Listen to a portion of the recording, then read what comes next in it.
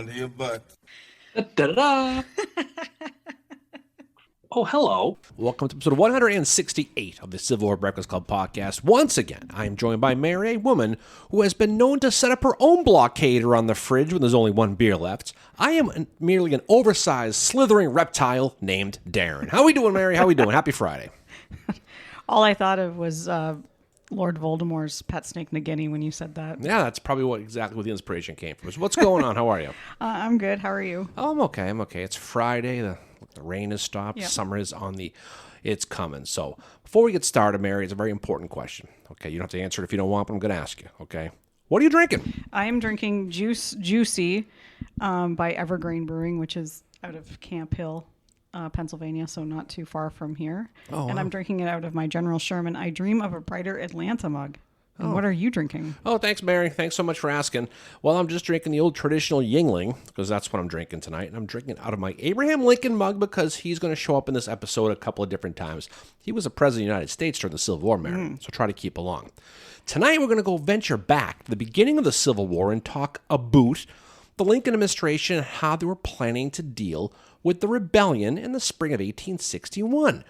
When Fort Sumter was fired upon on April 12, 1861, and the nation was driven into civil war, there was many different opinions on how to end the rebellion and what plans could be implemented to do so, both militarily and politically. It sounds like it was a rapidly evolving situation. I see what you did. But, through most of Washington felt that the rebellion would be a quick one, it would be a quick battle, maybe culminating in one big grand battle. The thinking was that they needed to develop plans to make this happen. But how? Some, like George McClellan, we'll talk about him. He was the commander at the time of the Union forces in Ohio. He wanted a quick invasion of Kentucky, Tennessee, and Virginia, using about 80,000 troops to put down the rebellion. One of the generals who did not like George McClellan's plan was the man in charge of the army at the time, one General Winfield Scott. Yes, and he is known as Old Fuss and Feathers because he equally loved discipline, but also pomp as well. Kind of a fancy boy, I guess. So Scott was born in 1786 near Petersburg, Virginia. He trained as a lawyer and he saw brief service in the militia, and then he joined the regular army in 1808 as a captain of light artillery. During the War of 1812, Scott was on the Canadian front of the war and took part in the Battle of Queenston Heights, which is near present-day Niagara Falls, Ontario, and the Battle of Fort George, which is in present-day Niagara on the Lake, in Ontario. And you can visit Fort George. Highly recommend it. It's a cool place to go visit. We've been there before. It's very nice of you, Mary. We've been there before. And he was promoted to brigadier general in 1814. He served with the distinction at the Battle of Chippewa and was badly wounded at the Battle of Lundy's Lane, also in Niagara Falls. After the War of 1812, Scott was assigned to command army forces in a district containing most of the northeastern United States, and he and his family ended up settling near New York City. He negotiated the end to the Black Hawk War, and he was Always a big word to enunciate. It is. And he was part of the Second Seminole War and the Creek War of 1836, and he presided over the forced removal of the Cherokee. Yeah, it was part of the Trail of Tears. Yep. Yeah, not a great part of history. Or correctly, the Great Europe band sang a song about that. Yes, it was called Cherokee. Yes. He helped stop another war with the United Kingdom, and in 1841, Scott became the commanding general of the U.S. Army. He's going to take part in the Mexican-American War, and while he was at first relegated to an administrative role, he does lead a couple of campaigns. So in 1847, he leads a campaign against the capital of Mexico City. He captured the port city of Veracruz and defeated the Mexican general Antonio Lopez de Santa Anna at the battles of Cerro Gordo, Contreras, and Churubusco. Wow, I think I might have did okay in pronouncing those. He captured the capital city of Mexico City. Scott was also involved in politics.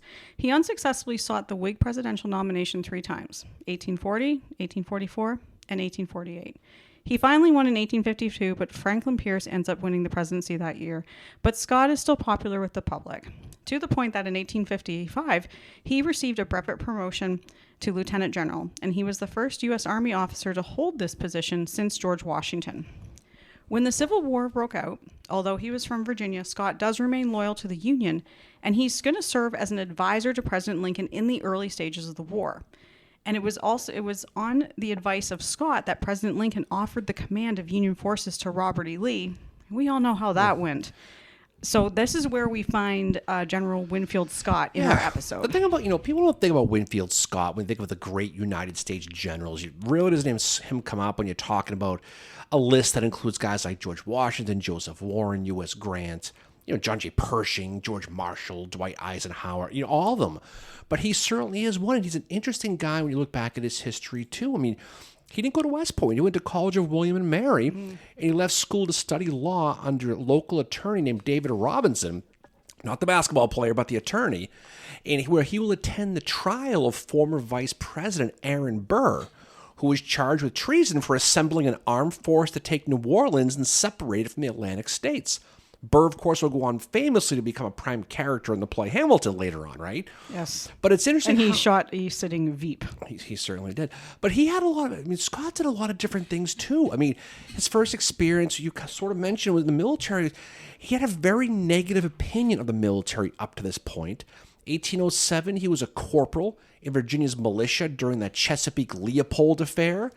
This is here with some seamen from the British ship on the HMS Leopold boarded the USS Chesapeake and looking for deserters from the British Army, which caused a national outrage. Many wanted President Jefferson to declare war on England.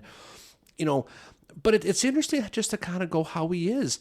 He was charged with raising a company, and Scott was so disgusted with the Army, he said, quote, "The old officers had very generally sunk into either sloth, ignorance, or habits of intemperate drinking." Well, that probably goes back to why he's referred to as fuss and feathers, that he's like very A-type. Like he's like, this has to be disciplined kind of thing, right? I don't think he was probably the most fun guy to probably hang No, around with. I kind of got that idea. And he oversaw that ethnic cleansing of those 60,000 of the 5 tribes that you mentioned in 1830 to 1850. And he kind of caught around to a little bit of just about anything what he did.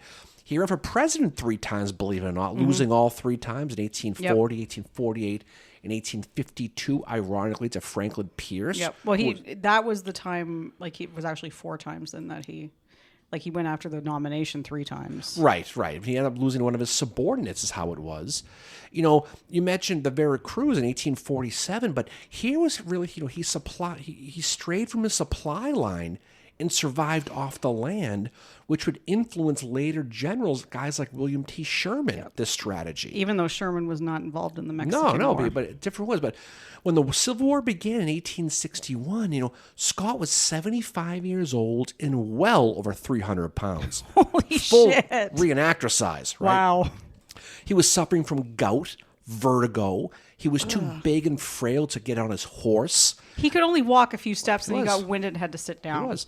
But, he was very sharp-witted, and he had the respect of the military since, like you said, he was their top general, since George Washington. So when Lincoln and the generals were devising their plan to put down this rebellion in the South, Scott's experience gave him an idea of his own, and he wrote it up, and he presented this plan to George McClellan. Scott's plan had 2 primary parts with a third sort of support the primary 2. But basically, in a nutshell, it was raise 25,000 additional troops, plus sign the existing 60,000 to 3-year papers, as relying on 90-day volunteers he didn't think was feasible because unlike most in Washington, Scott foresaw this as a long war. He didn't think this was going to be a milk run. Well, no, because I think what he's also seeing is that, we don't have enough troops that are trained properly. Right. Those troops he wanted to train, make them be the best, he'd require 4 months of actual campaign training and drilling and these special activities before they could even go on the field.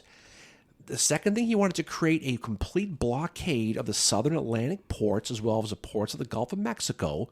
He also, to initiate significant movement down the Mississippi River, all the way down to the Gulf, capturing and holding forts like Jackson, St. Philip, which guarded the approach to the South's largest port city, that of course is New Orleans. But for this part of the plan, he knew he needed up to 20 steam-powered gunboats, 40 steam-powered vessels for transport, 60,000 trained, experienced troops, and a full regiment of woods clowns. This was going to be a big deal. This brownwater naval force would launch from Cairo, Illinois. It would travel quickly down the Gulf of Mexico.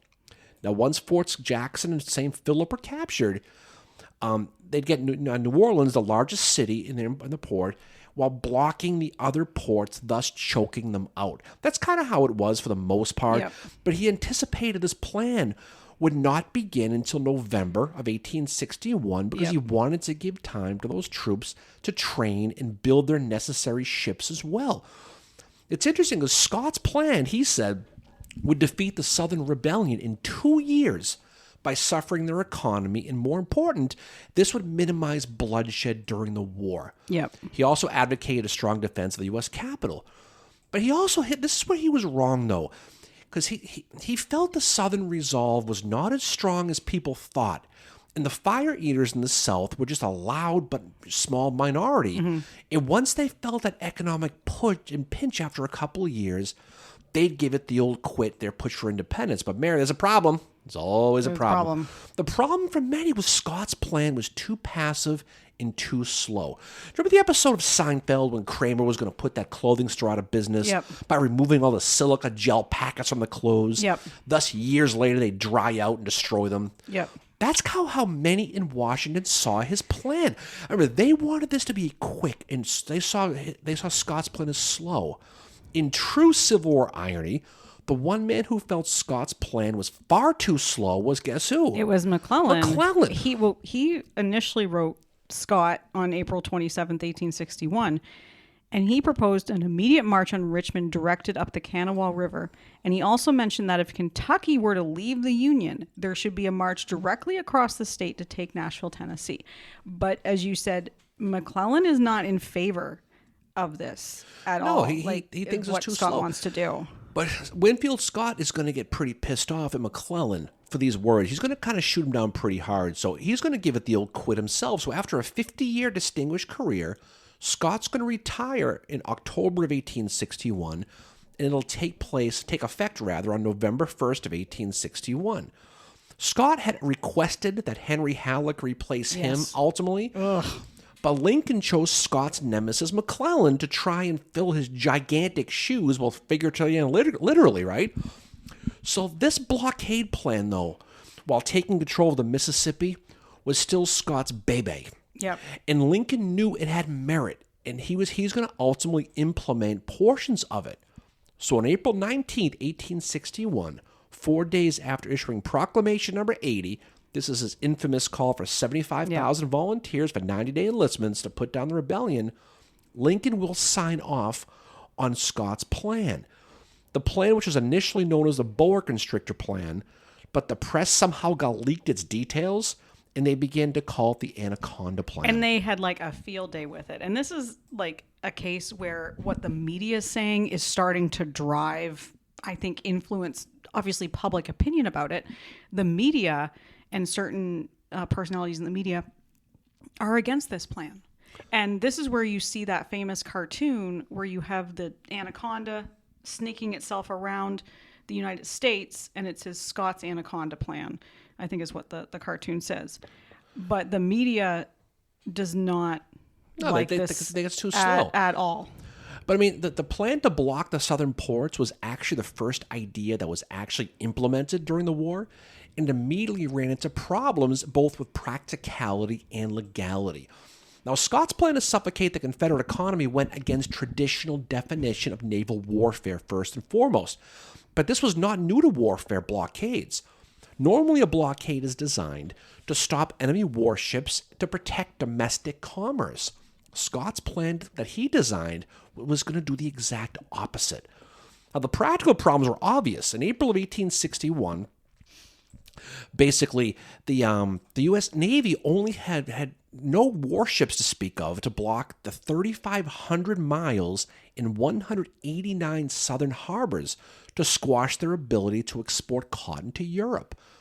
If this blockade was actually going to be successful, it will be the largest naval blockade in world history.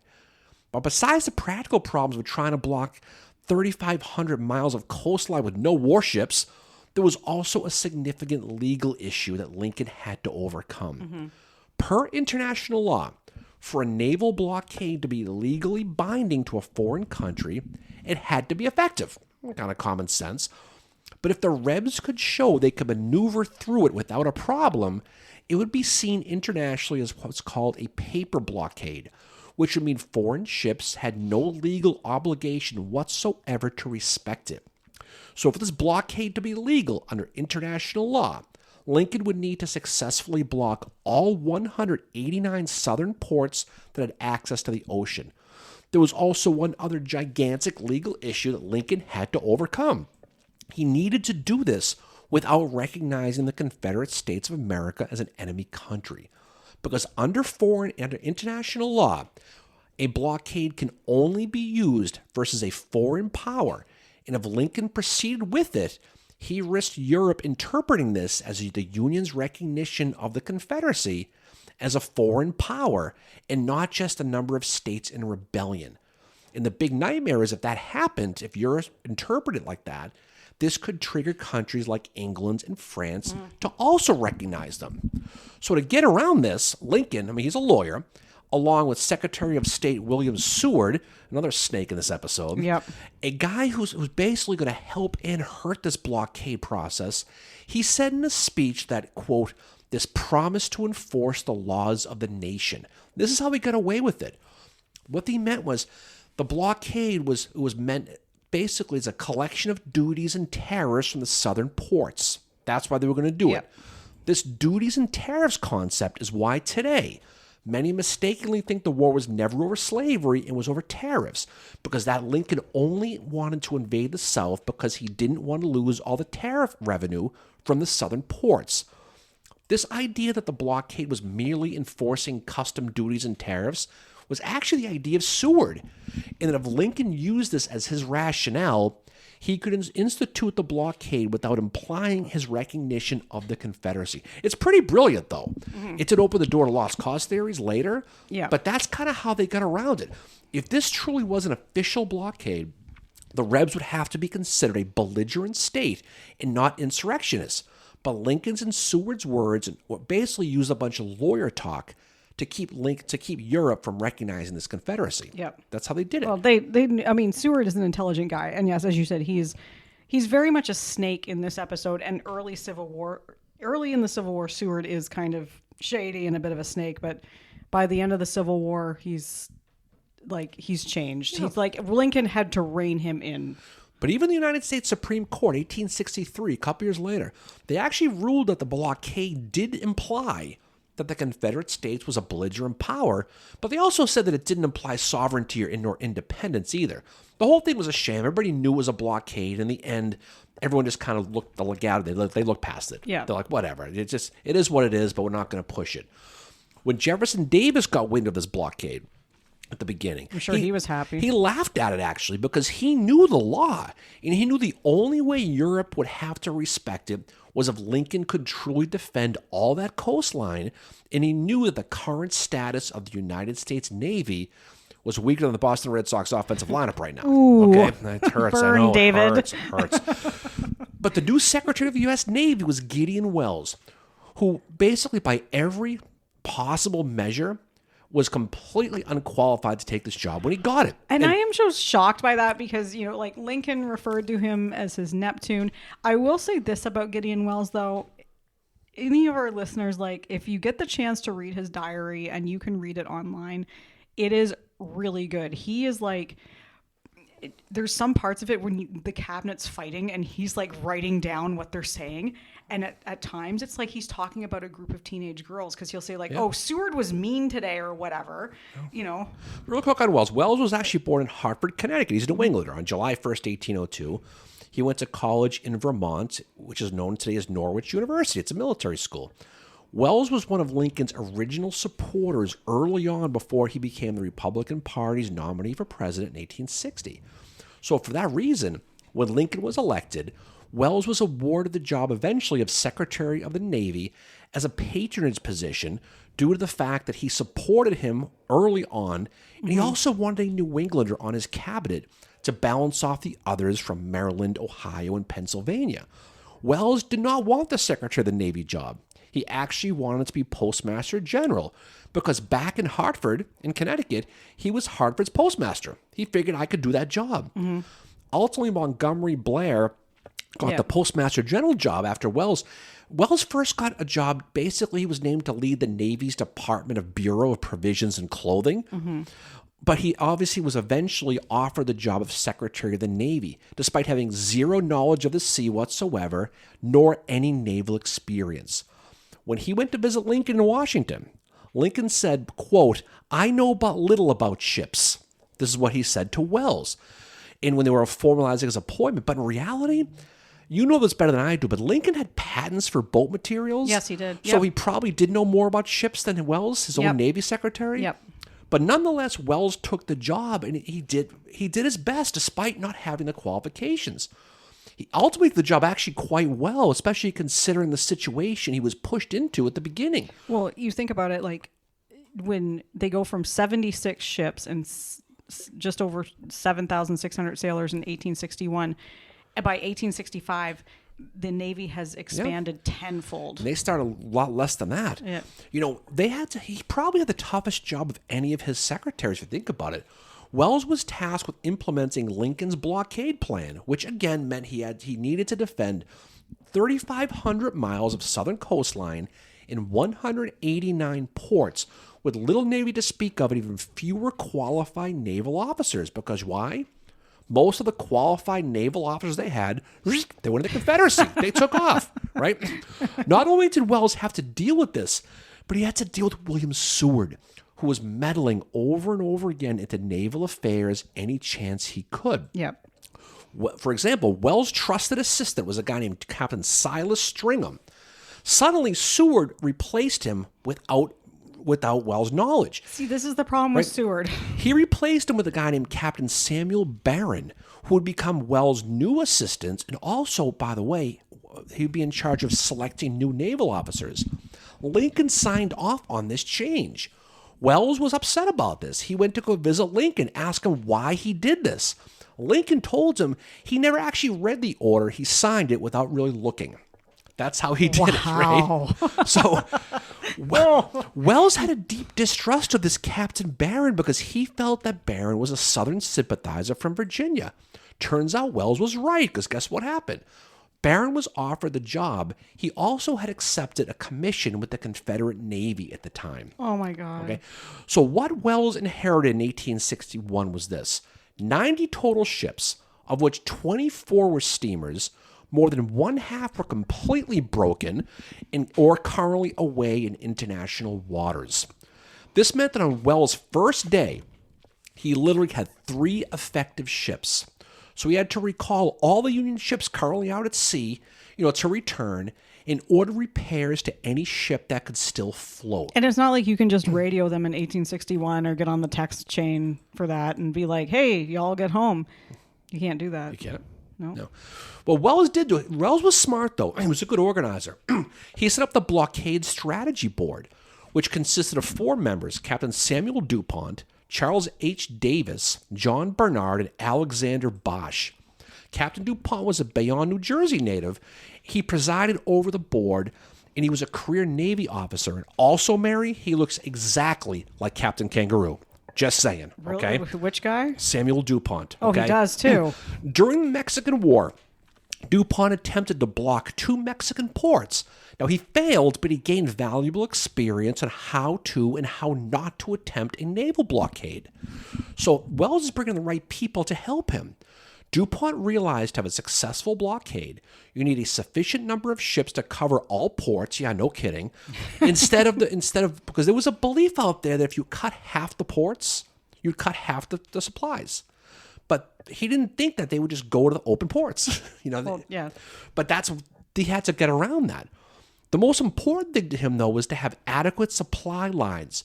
Either have supply ships nearby to fill them, but ideally, you want to have nearby land bases for the blockade ships to resupply at.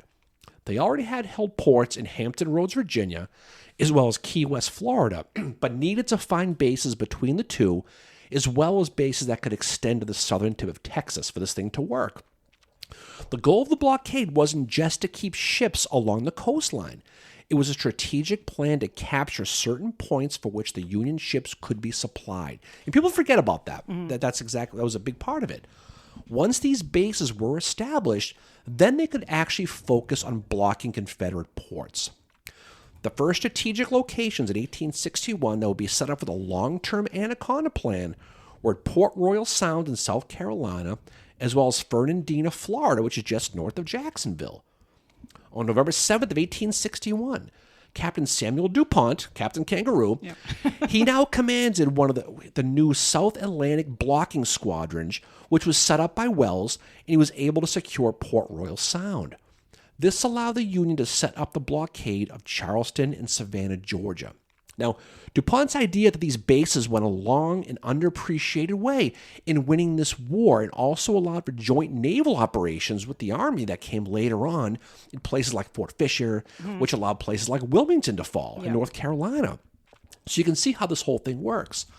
The board also picked the most vital Confederate ports to attack and block, which is why Scott's plan to hold New Orleans in the Gulf of Mexico was important because it allowed places to launch attacks on places like Mobile, Alabama.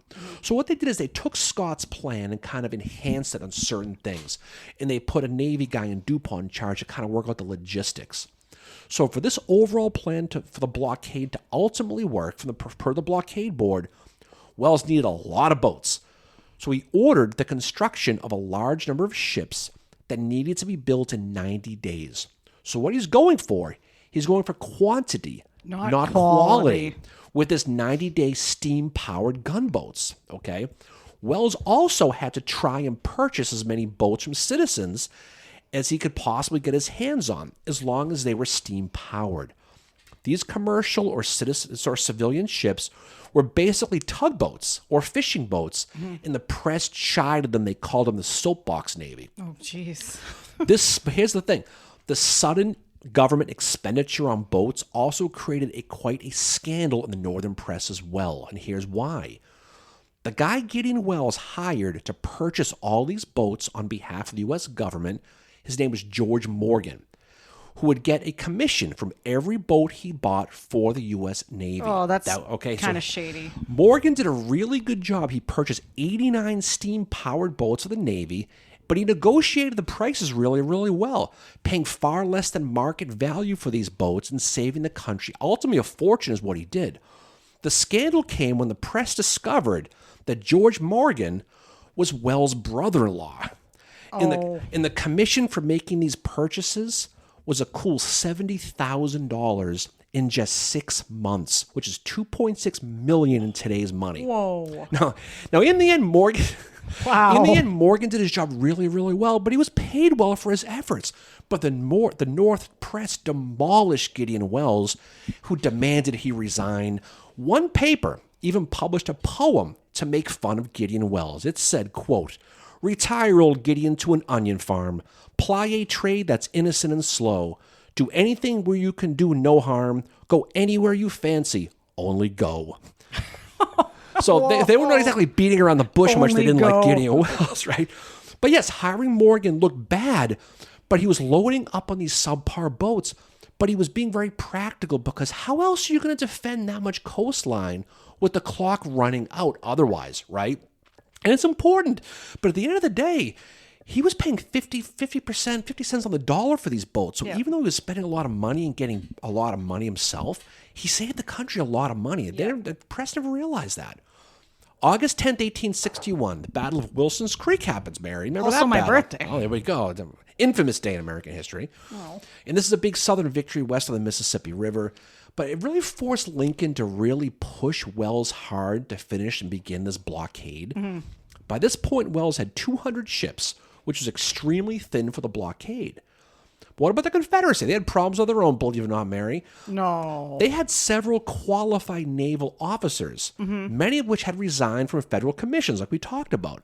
But they had very few boats. So while the Union struggled to find officers to fill their new ships, the Confederacy struggled to find ships to fill the new officers. The exact opposite. Yep. The Confederate Secretary of the Navy, unlike Wells, was extremely qualified for this position. Who was it? It was Stephen Mallory. That's right. Mallory was a lawyer and a judge in Key West, Florida, and he learned a lot about the sea as a Florida senator, where he was the chairman of the Naval Affairs Committee, ironically helping to modernize the United States Army through his legislation before the war. If not for Mallory, the weak Confederate Navy would have been even weaker. But he was a huge, huge asset for Davis, Jefferson Davis, when he took over the Navy, because it didn't really exist. It consisted of literally 5 ships, 4 cutters, and a steamer, none of which were fitted for combat. But like Wells, Mallory basically had to build his army from scratch. Wells had a little further along, but Mallory was a lot worse. When the war broke out, one of the largest U.S. naval yards in the South was the Gosport Naval Yard in Portsmouth, Virginia, which is not far from Norfolk. It was under the command of a U.S. Navy officer named Charles Macaulay. Charles Macaulay was old, Mary. How old? He was born in 1798. Oof. He was 68 years old when the war broke out. But here's the thing that makes you think, okay? He joined the Army in 1809, the same year Abraham Lincoln was born. Oh, that's the same year Scott joined the Army, too. 1809. So anyway, on April 20th, 1861, okay, the Rebs attacked Macaulay's Gosport Naval Yard. And like an old man getting out of the tub, he was slow to react and order the evacuation. He ordered everything be burned before the Southerners could seize the ships or weapons, including the 40-gun steamer, the USS Merrimack, which, of course, will be raised by the Confederates and would later become the ironclad, the CSS Virginia, right, which would ultimately battle the U.S. Monitor at the Hampton Roads Battle on March 9th of 62 in the famous Battle of the Ironclads. We should really do an episode about that. Yeah, why not? But the Confederates did take control of the yard. Even with the Feds burning many of the ships, the Rebs were able to get 1,200 state-of-the-art cannon and large amounts of artillery to build for their ships and forts. So they just needed the ships, but now they had the guns. And unlike Wells, Mallory focused on quality, not quantity. So it's ironic how opposite these are. Yeah. Mallory knew he had a much smaller army, but using a better quality of ships, specifically ironclads, the introduction of torpedoes, commercial raiders, and eventually the H.L. Hunley submarine. Right? And when you say torpedoes, those are more like mines than what we would think of as torpedoes today, right? This is not the Hunt for the Red October stuff here. This not is K-19, the Widowmaker. This is the floating mines. Yes. Okay. But Mallory would cut the gap that he had with the North with better ships than trying to match their numbers. He couldn't match their numbers or the quality, but he didn't realize there was not very good quality in the North, but he could build quality in the South that could undermine him. Yeah. This was his way of dealing with the Union blockade, and to do whatever he could do to try to keep supplies flowing in and out of the ports by whatever means necessary. He knew he couldn't beat the U.S. Navy outright, so finding creative ways to stymie the blockade was Mallory's game. Okay, those mines you mentioned, those torpedoes they're gonna destroy or damage 43 ships in the war. Those commercial raiders are going to attack merchant vessels. They're going to destroy over 100 Union merchant ships during the war. The CSS Alabama, one of the most famous raiders, destroyed 65 ships on its own. That was one. Didn't we talk about that in our episode we did with Alexander Rose? I think so. Yeah, there's definitely a lot of crossover. But because of these attacks on U.S. merchant ships, many registered their vessels as foreign ships to avoid being attacked. So they didn't have a lot of boats, but they were feared. This strategy was brilliant by Mallory because what it did was it forced Wells to divert his warships that are on the blockade line to chase the raiders to protect the merchant ships. So he knew that if he was attacking merchant ships, Wells would have to take the warships out of the ports and go chase the raiders, which is going to expose them, allow for the blockade runners to get in. The Confederates also used privateers to capture U.S. merchant ships as well. A privateer it's not a pirate. No. It's basically like a pirate, but it's legal. And you can capture enemy merchant ships during times of war as long as they carry what was called a letter of marque. The legal pirate. Right. Jefferson Davis began issuing letters of marque to Southern privateers starting on April 17th, 1861, which was a legal license to be basically a pirate. This is right after the whole war started. Privateers and pirates, like I said, are two completely different things, okay? Pirates are criminals who sailed the seas stealing from ships, and those caught pirating without letters of marque were almost always executed, versus privateers were doing this with permission as a belligerent country during wartime. Savvy, right? Yeah. That's Savvy? kind of yes. Jack's. Well, that's like at the beginning Right. of the Pirates movie where they have the three of them hanging in that port as a warning. Yeah, exactly. I mean, there were also corsairs, Yeah. ocean clowns, buccaneers, all operating at different times Clowns. along the coast as well. You know where you could find a buccaneer? Tampa. Under your bucking hat. Anyway, so with Davis using these privateers to disrupt the blockade, Lincoln did something that became controversial around the entire world. 2 days after Davis started issuing letters of marque, Lincoln declared that any privateer captured, even with a letter of marque, would be treated as a pirate and executed. Now, normally, a captured privateer would be considered a prisoner of war and not executed. So this is quite a statement by Lincoln. Davis finds out about this. He responds and he sends a letter, quote, "For every Confederate privateer executed, I will execute a Union officer held as prisoner of war." This theory was tested pretty quickly when the Union Navy captured the privateer ship the Savannah. I assume there's a Rear Admiral joke in here somewhere, right? But that's what happened. So what happens, there are 13 captured Southern privateers on the Savannah who were scheduled to be executed by Lincoln's directive. Maybe they went out the back door. I don't know. Davis wrote to Lincoln basically personally asking him not to execute the 13 men and hold them as prisoners. Lincoln never even replied. So Davis, he prepares 10 captured Union officers as well as 3 lower-level officers to be executed as soon as he gets confirmation that the 13 privateers had been killed. The 13 Union officers were chosen by a lottery, literally choosing names out of a box. And the man who was to pull the names was a captured U.S. congressman named Alfred Ely, who was captured at First Bull Run when he came across. Basically, he came to Manassas to watch the battle as a spectator and got caught, couldn't get away, Wow. right? But this standoff was the attention of the entire world. And this was happening in January of 1862. You know what else was happening around January of 1862? The Trent Affair. Yes. Okay. Oh, the Trent Affair. Right? Yeah. So you got to know that. Yep. But on January 31st, 1862, with the Trent Affair going on, all these threats about privateers and you can't be doing this, Lincoln did ultimately back down and release the privateers of the War Department to be spared and held as POWs, which of course forced Davis to back down as well. And the situation was resolved. But from that point on, captured privateers would be taken as POWs, and Lincoln's proclamation that they be treated like a Captain Jack Sparrow was basically rescinded. I was going to say, could you imagine if Captain Jack Sparrow and Abraham Lincoln met, how that would go? I don't know. Just very savvy. So you got it. But the thing, although privateering was effective, it was getting to the blockade and destroying the ships. It was the blockade runners that became the South's best option to elude the Union blockade, while commerce raiders basically replaced the privateers.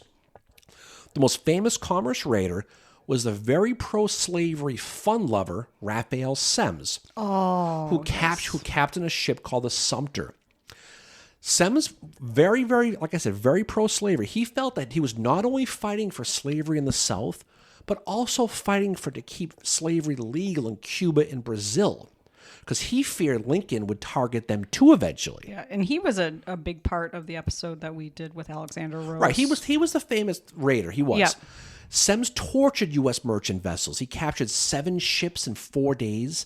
He had 18 merchant ships captured in 2 weeks. While commerce raiders did their thing to force Union warships away to try to protect them, blockade runners were the most important part of the Confederates. So you had commerce raiders attacking the merchant ships, forcing the warships away, and the blockade runners would sneak in them, is how they would do it. That was the whole strategy of Mallory. It was quite smart, actually. The blockade was designed to limit the Confederates' access to foreign commerce. And it was the blockade runners who were the ultimate ones who worked to undermine it. Okay? 1861, running the Union blockade wasn't all that difficult at all because they did their thing at night for the most part. There wasn't as many boats. Since the Union blockade ships kept their lights on, Confederate blockade runners could simply sail away from the lights into the harbor. If merchant vessels were being pursued by commerce raiders, the Union boats would fire flares into the air. That's how they would do it, signaling a Union warship to come to their aid. So if you're a merchant vessel and you're being attacked by a raid or you fire your gun up, the Union boat goes. The rebels just watched them do this, waited for them to go. And then they got smart. The blockade runners, if they needed a Union warship to move and get out of the way, they'd fire a flare of their own. And then when the boat came, they'd go right around them. That's how it was cat and mouse is what it was. So that's how Beauregard was getting his hair dye in the early Civil War. He was. He ordered it from France because he was a fancy boy. They called later they would call it the Scarlet O'Hara plan. That's how they would do it.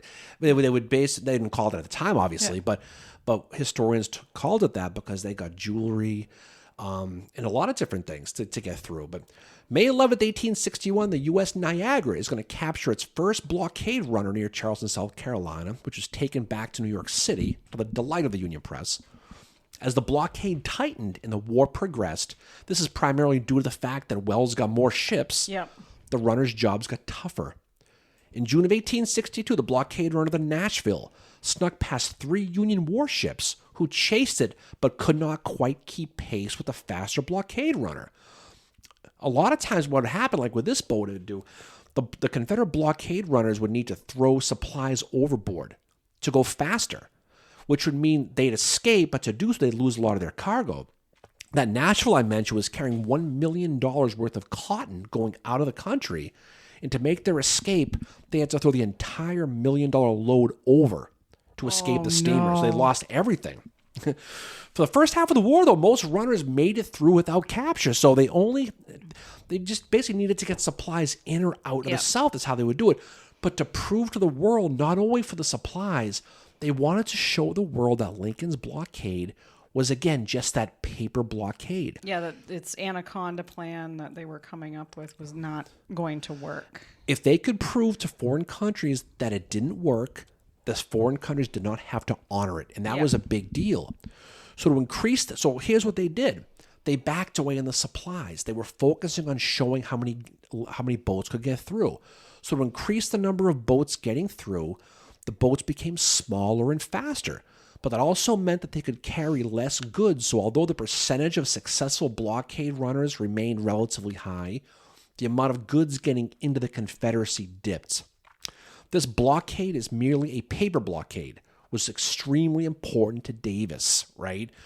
In November of 1861, as a matter of fact, John Lord Russell of England, we talked about him, asked their ambassador to the United States, Lord Richard Lyons, about the Union blockade. This is November of 61.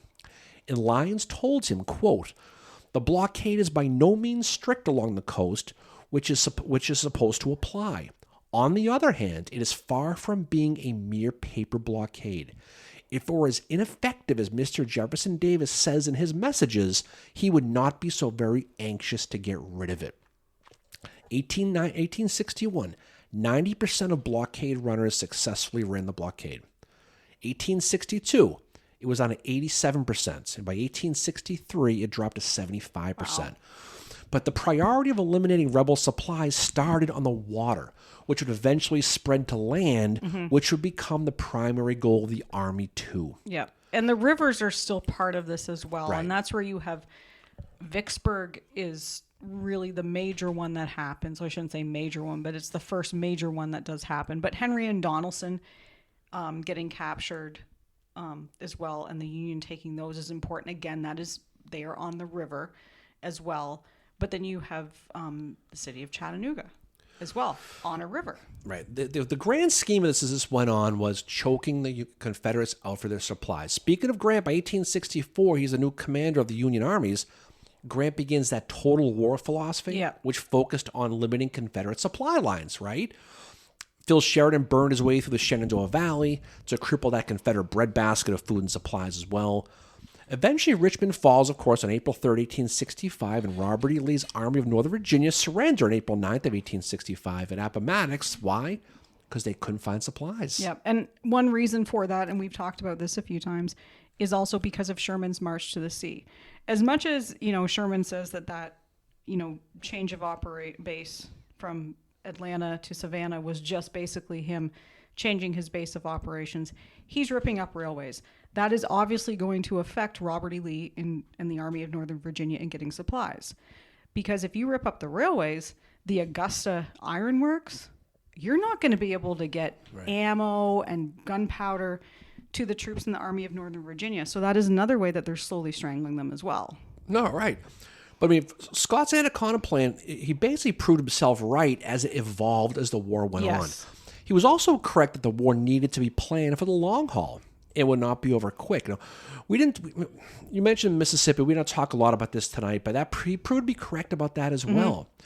Though his plan was definitely slow, it did substantially cut down on cotton exports to Europe, and Confederate supply chain had supply chain issues as well. Just as much as anything proved to be their downfall was the supply chains. I mean, it's debated how impactful the Anaconda Plan really, really was, especially the blockade as to the big picture of the war. But it was certainly felt overseas, though, if you really think about it. When the Civil War began, the United States supplied over 80% of Britain's raw cotton, most of it to Liverpool, and a drastic cutting of the cotton would have a huge economic impact on the British economy. As a result of the Union blockade, as well as the Confederacy's embargo, because they embargoed some of it themselves, this figure fell to virtually zero by August of 1961. British merchants had to buy cotton from other places like India or Egypt, but the quality wasn't as good. This led to mills closing, workers losing their jobs in places where manufacturing areas, places like Lancashire and Cheshire and places like that. They saw widespread poverty, all ultimately due to this blockade. Even though the hundreds of blockade runners got caught, thousands made it through, and the risk of capture it never exceeded the potential rewards. I mean, the reality was your odds were good every single time you went.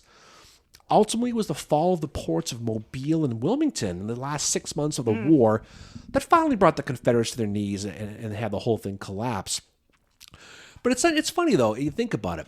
You know, people argue what theater is the most important. The Eastern theater, the Western theater, transatlantic. Western. Well, in reality, it can be said the most important theater of the Civil War was none of those.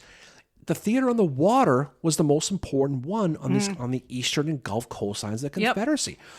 Davis himself put so much emphasis on large troop numbers in the field, when in reality, if he just put this focus on those vital 189 ports, it might have been a lot different. These were the arteries that carry the economic lifeblood, and they were picked off one by one by the Union Navy or a joint Union Army operation with the Navy.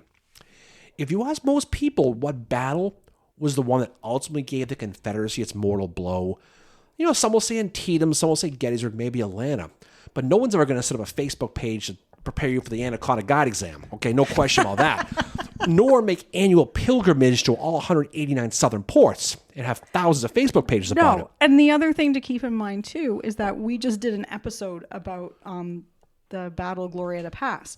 And that was to get to California to make it so that the ships could come there to be supplied, correct? Yeah. Like that was one of the things. So it's clear that when you think of that this blockade that is happening even early in the Civil War, it is obviously in Jefferson Davis's head, because he's trying to think, I need to get around this, because he's realizing it's going to become, not only is it annoying, it's going to become worse. And we all saw how Glorieta Pass turned out. But the thing about it, though, is those failing to protect the 109 southern ports and directing those military, the infantry into the other theaters, it's probably the key factor in why the war was won for Lincoln. If you really think about it, in the end, thanks to Scott's Anaconda Plan and Wells' implementation of the blockade, you can trace those mortal wounds to the Confederacy, not to Gettysburg, Antietam, or even Atlanta, but to Mobile, Charleston, and especially Wilmington. That's really what it all ended.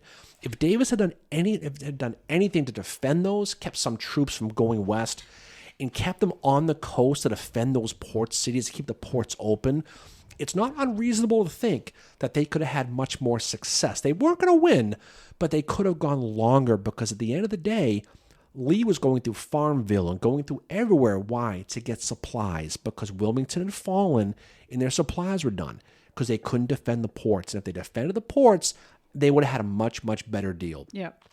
Winfield Scott, he will live until he's 79 years old, May 29th, 1866, but he lived long enough to see his army and specifically his plan, be a strong factor in the ultimate victory. Yeah. He was an arrogant fella. If you read Scott memoirs, you'll notice Yes, he likes himself some Scott. he refers to himself exclusively in the third person in his own memoirs. Really? Oh, wow. You know, Jimmy thinks you're looking good today, right?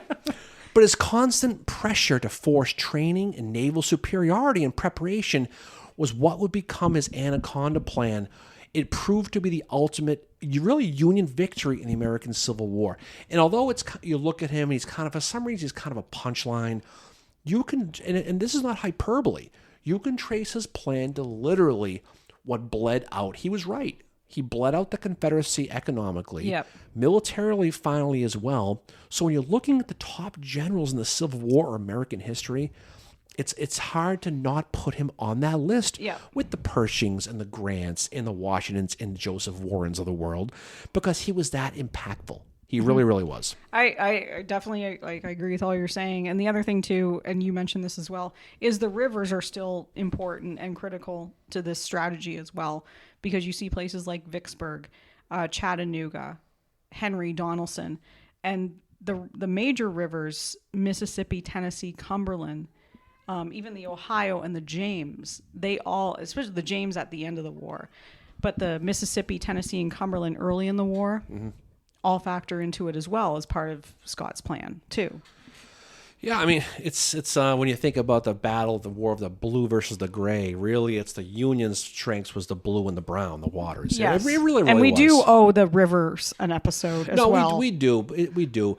But I mean, for the most part, when you look at what DuPont did with the commission and how it was implemented, the biggest focus, once they had New Orleans and choked them out, then you can go to Mobile. But the real focus, a lot of it, was setting up those ports on the East Coast. Yeah. And then once you set up the ports, you could supply your ships, and then you had them.